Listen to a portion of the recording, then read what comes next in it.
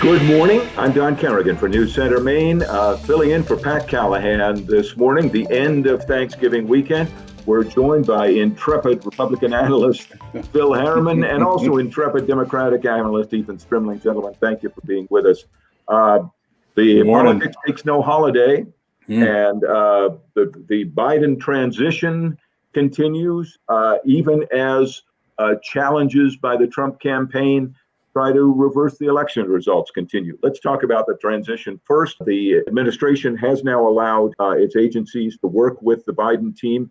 How much difference does this make? Well, I think it is an indication that the president is going to continue to make sure that all of the votes that were legally cast are counted, and that is his right. And frankly, I think on behalf of all Americans, we all should make sure that our election was accurately counted and that the results are clear. Meanwhile, the president is making the transitional steps for the Biden administration to come to life. And so I do expect there will be, yet again, a peaceful transition of power if the election results are accurate. Ethan. The election results are accurate, and we already know that. These are just games that they're trying to play to try to justify the fact that Donald Trump feels like he didn't lose the election, that he actually did lose. I'm glad that the pressure finally forced him to make sure that the transition begins. It was an unfortunate 2 to 3 weeks in which the president-elect Joe Biden did not receive the briefings that he needed to be able to make sure that he is fully prepared when he takes the oath of office on January 20th, a real dereliction of duty by the president of the United States and his administration. But I'm glad that we are step by step getting closer to the inevitable. In an interview with NBC's Lester Holt, President-elect Biden seemed to say that they're not as far behind as they worried they might be with some of these things. Yeah, look, I mean, Joe Biden's been around a long time, so he has a pretty good understanding of how things work. But look, COVID is a very, very dangerous disease, obviously, and we are seeing it spike in this country right now. And it's very important. Look, national security briefings happen every day for the president of the United States. And that there's a reason for that. So missing 2 weeks, 3 weeks, that's a real problem. Phil? Well, I just think that after 47 years in Washington, Joe Biden's got plenty of contacts who he can get information from. And in his own words, with Lester Holt, as you mentioned, he's indicated that he's not behind. So I think you're going to find that the Trump administration has been deploying particularly the vaccines that we're all hopeful will be approved in short order. I think you're going to be pretty impressed with the way this has been planned out to deploy these vaccines all across the country. And let's talk for a minute more about the GOP challenge, the Trump campaign challenge for the election results. It seems at this point like a series of Hail Mary passes. Phil, do you believe that any of these actually have a chance of succeeding? And if they do, what in the world happened? Well, I think to answer your question, we need to have the facts that they have filed in the courts to be heard. Everything we're speculating on is just that, speculation.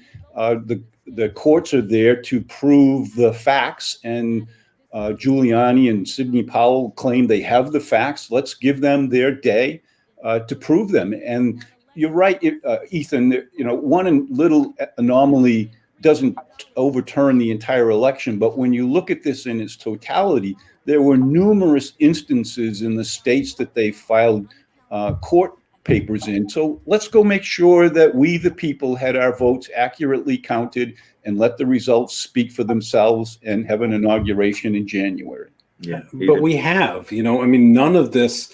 Hillary Clinton didn't do any of this, and she lost that election by closer margins than Donald Trump.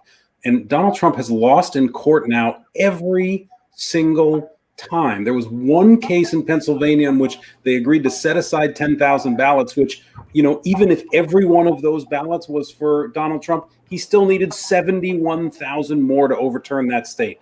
This is just a game. They're trying to sow doubt. It's very dangerous for the American people to try to have them believe that American elections are not legitimate, and transfers of power, which have happened for almost 250 years, somehow may not be real.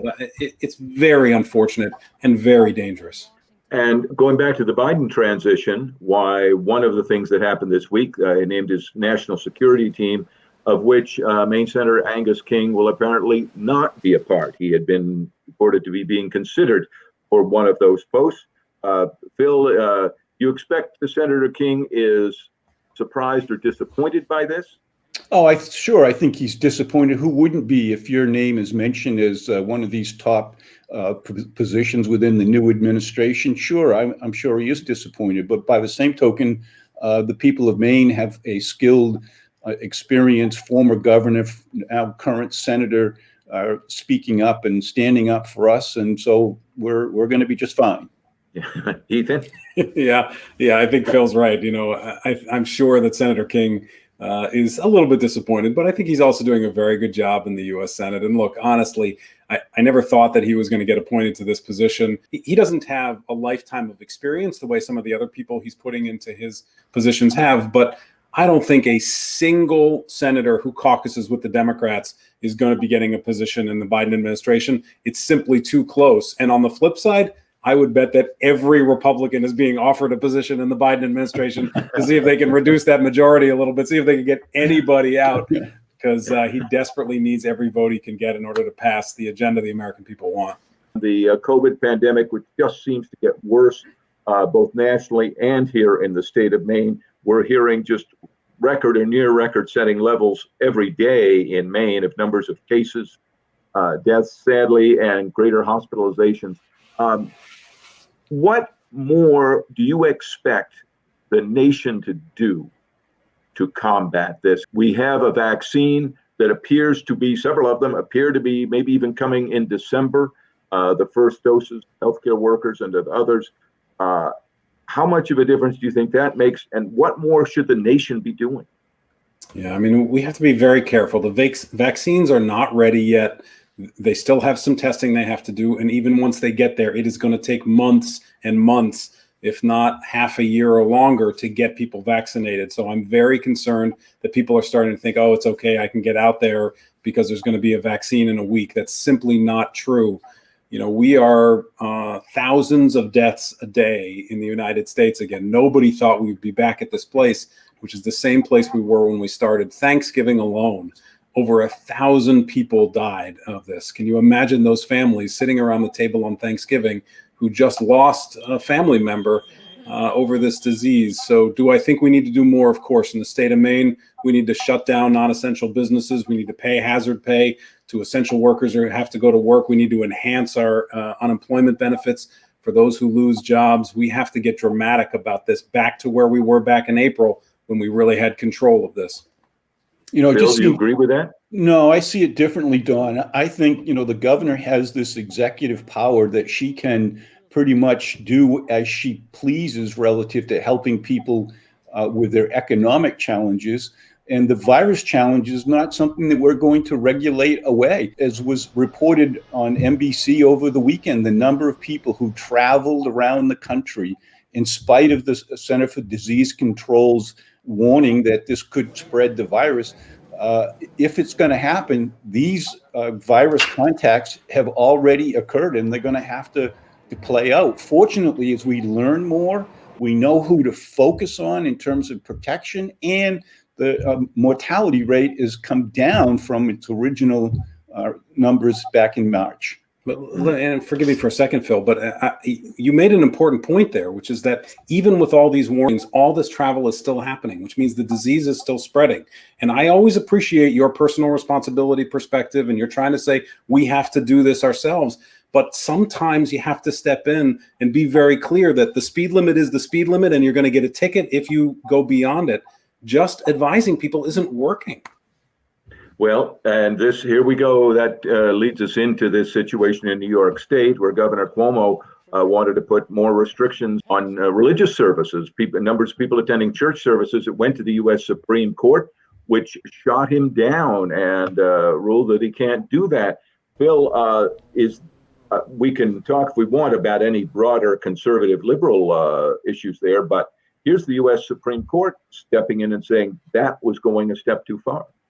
Well, and I don't see this as some ideological discussion, because the Constitution is crystal clear that you have the right to your own religious worshiping. And it's interesting that when they started to assemble in the streets for Black Lives Matter, there wasn't this lockdown that he's trying to do for religious services. So I think the court basically said, hey, the Constitution is clear, and the governor doesn't get the right to decide which part of your constitutional rights you can enjoy and which ones you can't. Well, this is a clear indication of the partisanship. It was a 5-4 vote. Even, one of the conservative justices went with the 4. So that was the only sort of bipartisan ruling from the court, saying this is crazy. The majority created this analogy like, oh, people can go to the liquor store, so they should be able to go to church, as if you go to liquor store with 100 people and you stand there for an hour praying together and singing together. It's just such an absurd analogy that, they're just trying to impose a very conservative ideology. For those who say they don't want an activist court, this could not be a more activist move. They have overruled popularly elected rules that were put into place at the state. It's not even federal. This is interfering in states' rights to be able to protect themselves. Briefly, Maine legislature will be sworn in this coming week. Do we expect them to do anything to get more involved, deciding what Maine should do, what sort of restrictions are needed? I hope so. I do. I think the legislature should have come back in. I was very disappointed that Republicans didn't vote to do that back in August. A lot of bills that unfortunately are now dead, that will have to come back, go through the entire process. But additionally, making sure that the resources are there for Maine people. I think that's very important. The unemployment system, trying to make sure that that works much better, although it has certainly been better in the last few months. So I do hope the legislature comes in and really exerts their influence. They are as democratically elected as the governor. They should play as much of a role. Okay, Phil, to you. Well, the only way that the legislature is going to do that is to go in and pass a bill that strips away some of these powers that the governor has to do things when an emergency is declared. And if they're not prepared to do that, Governor Mills is still going to be free to move about the cabin, so to speak, in terms of where she decides to put resources and executive orders. Okay. All right. And we have to leave that discussion there. Briefly, Phil, winners and losers this week. Well, heartbreakingly, the loser is, and I mean a loss. We lost 4 fishermen off the coast of Cape Cod. Sad story for our Maine fishermen. Our heart goes out to them. The winners this week are all the people that we saw in the media over the weekend who went above and beyond to make sure others in need had a Thanksgiving dinner. They're our winners. All right. Ethan. Yeah, very nice. The winners this week, as we know, in the city of Portland, we passed hazard pay for workers. The winners this week are a lot of businesses are saying we are going to pay that hazard pay, regardless of the city council saying they want to postpone it for another year. The losers are those businesses that are refusing to pay it and leaving their workers with unlivable wages in risky work situations. All right, gentlemen, thank you both very much. A lot still happening. Political Brew returns next week. News Center Maine returns right after this.